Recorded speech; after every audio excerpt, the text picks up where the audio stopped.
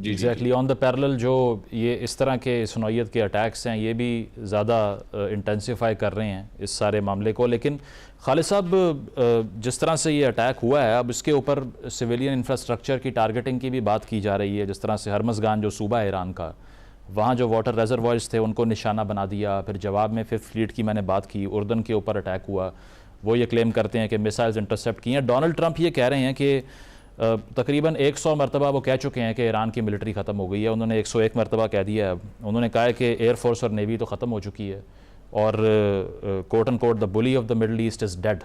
तो आपको लगता है कि मिलिट्री कैपेबिलिटी न्यूट्रलाइज इस हद तक हो चुकी है कि ट्रंप इतने कंफर्टेबल हैं, क्योंकि रिटेलिएशन तो उसी अंदाज में जारी है? जी बहुत शुक्रिया मुजम्मिल साहब, आपने इनवाइट किया।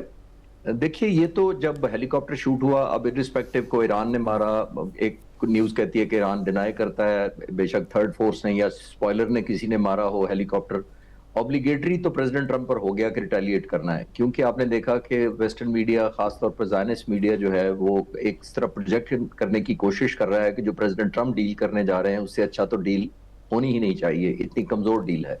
तो प्रेसिडेंट ट्रंप को ये बड़ी थिन लाइन मेंटेन करनी पड़ रही है जब से सीज फायर हुई है, खासतौर पर। और ऑन टॉप ऑफ दैट, उस मिलिट्री कैंपेन में जो तकरीबन 38 दिन रही, उसमें कोई रिजल्ट भी ऐसे नहीं मिल सके कि जो डिप्लोमेसी को सपोर्ट करते हैं अमेरिकन और इजरायली पॉइंट ऑफ व्यू से।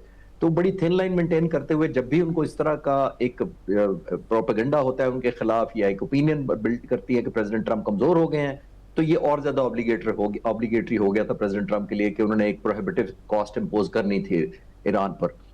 ये आपने बिल्कुल ठीक खुद ही कह दिया कि प्रेसिडेंट ट्रंप तो ऑलमोस्ट जंग के शुरू से ही कह चुके हैं कि एयरफोर्स और नेवी खत्म हो चुकी है, तो फिर पता नहीं स्ट्रेट ऑफ हॉर्मुज किसने ब्लॉक किया हुआ है और ये रिटेलिएटरी स्ट्राइक्स कौन करता है। तो ये भी एक देखना पड़ेगा। प्रेसिडेंट ट्रंप बड़ी मुश्किल से उसको बैलेंस मेंटेन करने की कोशिश कर रहे हैं, लेकिन जिस तरफ आप इशारा कर रहे थे कि पावर प्लांट्स और वाटर डिसलिनेशन प्लांट्स पर हमला करने की कोशिश की अगर, तो आपको याद होगा कि इसराइल ने एक दफा कोशिश की थी जब जंग मेन चल रही थी, बंद होने, सीज फायर होने से पहले। प्रेसिडेंट ट्रंप ने मना कर दिया था। प्रेसिडेंट ट्रंप ने कुछ सिंपथी पे मना नहीं किया था ईरान की, इसलिए मना किया था कि तकरीबन मिडल ईस्ट के जो तमाम ममालिक हैं, शायद मैं आपके प्रोग्राम में पहले भी अर्ज किया हो, तमाम ममालिक की जो water desalination plant along the coast of Oman है, वो ऑलमोस्ट समंदर के साथ है, सारे पानी वहां से लिया जाता है, कन्वर्ट करके उसको ड्रिंकेबल किया जाता है ह्यूमन यूज के लिए। वो 716 के करीब डिसलिनेशन प्लांट्स हैं ऑल अलोंग कोस्ट जो मिडल ईस्ट को पानी देते हैं। इसमें मुख्तलिफ परसेंटेज है। सऊदी अरब की 70% डिसलिनेशन पर डिपेंडेंसी है, 85 के करीब कुवैत की है। ऑलमोस्ट यू समझ लें कि मुख्तसरन 70 to 90% water dependency water desalination plant पर कुवैत की, सऊदी अरब की और यूएई की है। 716 प्लांट्स हैं। और सबसे खतरनाक बात यह है मुजम्मिल साहब कि तमाम ममालिक के पास 4 से 7 दिन की वाटर स्टोरेज है। सिर्फ यूएई के पास तकरीबन 40 दिन की स्टोरेज है।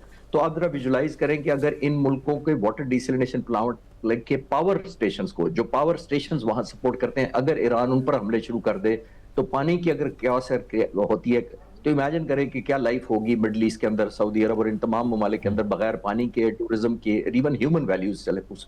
अब इस वजह से उन्होंने देखा, आपने देखा हो कि बंद भी कर दिया, और फिर वो कहते हैं कि ये हमने रिटेलिएशन किया और लिमिटेड किया, क्योंकि ईरान कहीं एस्केलेट करके वाटर डिसलिनेशन प्लांट्स को अटैक करना ईरान के लिए बहुत आसान है, उसकी रेंज में है। सबसे ज्यादा सिर्फ उसने उन तमाम बिजली घरों को या पावर स्टेशन को, ग्रिड स्टेशन को नॉकआउट करना है एक एक करके, जो प्लांट पानी सपोर्ट करते हैं। तो अब बहुत कॉन्सिक्वेंशियल, बहुत खतरनाक हो जाएंगे इस जंग में अगर ये वाली रेस लग गई जो पहली जंग के अंदर प्रेसिडेंट ट्रंप ने रोकी थी। तो आई थिंक उन्होंने लिमिटेड ही की है।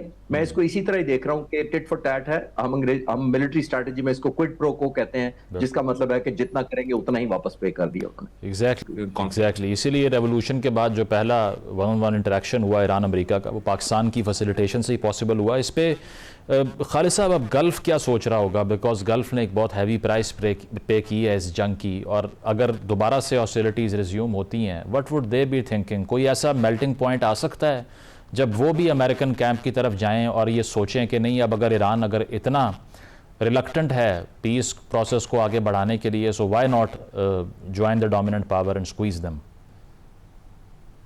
मुजम्मिल साहब, तकरीबन एक साल पीछे चले जाते हैं। जून के 2025 के हमले से पहले जो अमेरिका ने ईरान पर पहला हमला किया था, उससे पहले देखिए दुनिया कहाँ खड़ी थी। America most powerful super power back by Israel. Middle east के तमाम ममालिक heavily dependent on America for the security.